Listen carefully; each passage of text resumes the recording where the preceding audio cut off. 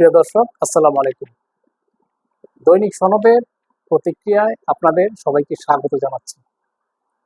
আমরা ইতিমধ্যেই জেনেছি যে আজকে একটি সাংবাদিক সম্মেলন হয়েছে। ইসলামী শাসনতন্ত্র আমির চরমোনাই পীর জনাব ফজলুল হক এই সাংবাদিক সম্মেলনটি করেছেন। এই সাংবাদিক সম্মেলনে তিনি স্পষ্টতই বলেছেন যে ইসলামিক দলগুলো এবং সমমনা ইসলামী মূল্যবোধে বিশ্বাসী দলগুলোকে নিয়ে একটি জোট আগামী নির্বাচনে অংশগ্রহণের লক্ষ্যে তারা আলাপ আলোচনা চালিয়ে যাচ্ছেন এবং সেই লক্ষ্যে আজকেও একটি আলোচনা হওয়ার কথা রয়েছে। এদিকে জামাতের আমির জনাব ডাক্তার শফিকুর রহমান, আপনারা জানেন, লন্ডন সফর করছেন। সেখানে আরো কয়েক বছর আগে থেকেই জনাব তারেক রহমান অবস্থান করছেন। সেখানে তাদের মধ্যে কোনো দ্বিপাক্ষিক কোনো বৈঠক অনুষ্ঠিত হয়নি বলে আমরা জানতে পেরেছি। জামাতের আমির লন্ডন গেলে বিভিন্ন শ্রেণী পেশার মানুষের সাথে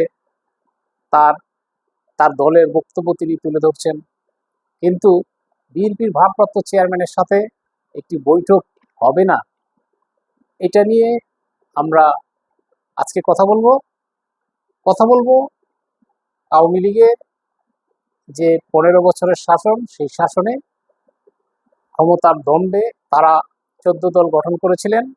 সেই 14 দল নিয়েই তারা তাদের পথ চলেছেন। আজকে বন্ধুহীন আওয়ামী লীগ। 14 দল বলতে কোনো সংগঠন নেই বা কোনো ভোট নেই কোনো সংসদীয় আসনে। আজকে বন্ধুহীন হয়ে পড়েছেন আওয়ামী লীগ। আগামী জাতীয় সংসদ নির্বাচনে এই দলটি নির্বাচনে অংশগ্রহণ করতে পারবে কিনা সেই ব্যাপারেও আমরা যথেষ্ট সন্দিহান। এদিকে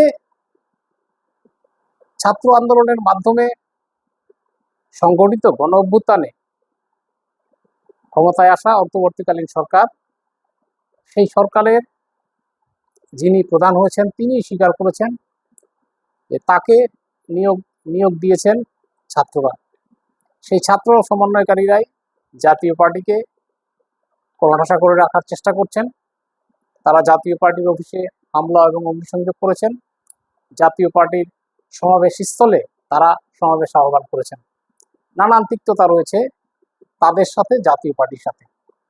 এদিকে সম্প্রতি জাতীয় পার্টির কো চেয়ারম্যান জনাব ব্যারিস্টার আনিসুল ইসলাম মাহমুদ তার বাসভবনে অনুষ্ঠিত এক সাংবাদিক সম্মেলনে বলেছেন যে ছাত্রদের সাথে ঘটে যাওয়া এই রংপুরে অনাকাঙ্ক্ষিত ঘটনার জন্য তিনি দুঃখ প্রকাশ করছেন।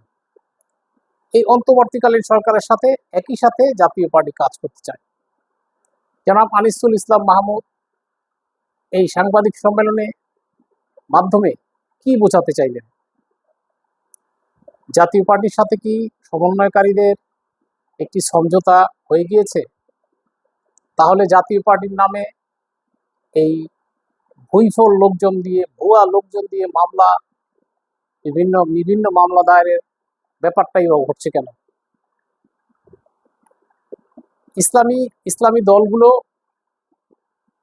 দলগুলো তারা একই প্ল্যাটফর্মে আসতে চাচ্ছে, ঐক্যবদ্ধ হতে চাচ্ছে। এই লক্ষ্যে ইতিমধ্যেই তারা আলোচনা শুরু করেছে।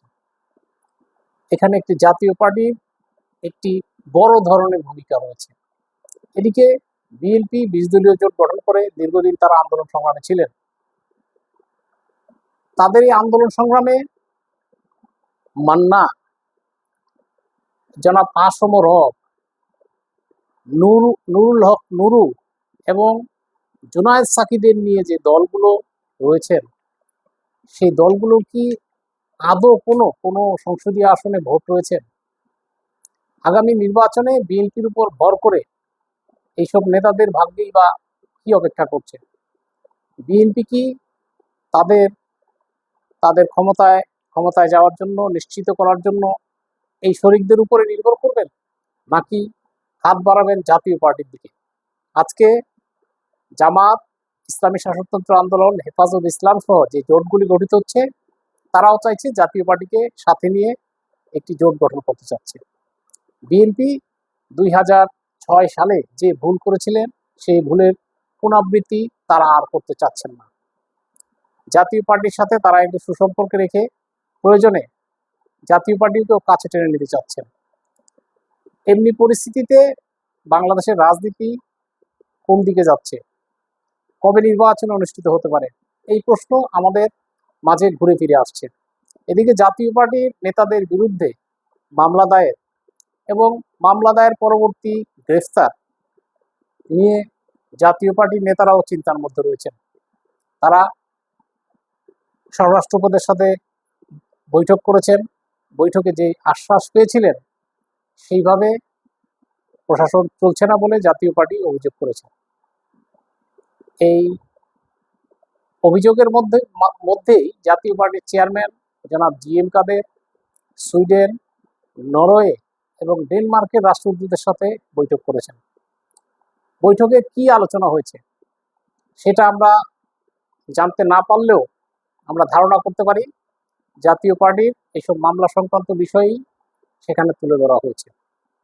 জাতীয় পার্টিকে মামলা দিয়ে তাদের হয়রানি করা হচ্ছে, এর থেকে তারা পরিত্রাণ চান। জাতীয় পার্টির নেতারা আওয়ামী লীগের সাথে 14 দলে ছিলেন না। 2018 সালেই মহাজোটের সরকার, যে মহাজোট গঠিত হয়েছিল সেটা হোসেন মোহাম্মদ এরশাদ ঘোষণা দিয়েই সেখান থেকে মহাজোট থেকে বেরিয়ে এসেছেন। জাতীয় পার্টি চেয়ারম্যান জনাব জিএম কাদের তিনি স্বতন্ত্রভাবে দল করার জন্য চেষ্টা করলেও আওয়ামী লীগের বারংবার চাপে তাকে ফাঁসির ভয় দেখিয়েও যে 24 সালে নির্বাচন নেওয়া হয়েছিল সেই কথাটিও তিনি উল্লেখ করেছেন।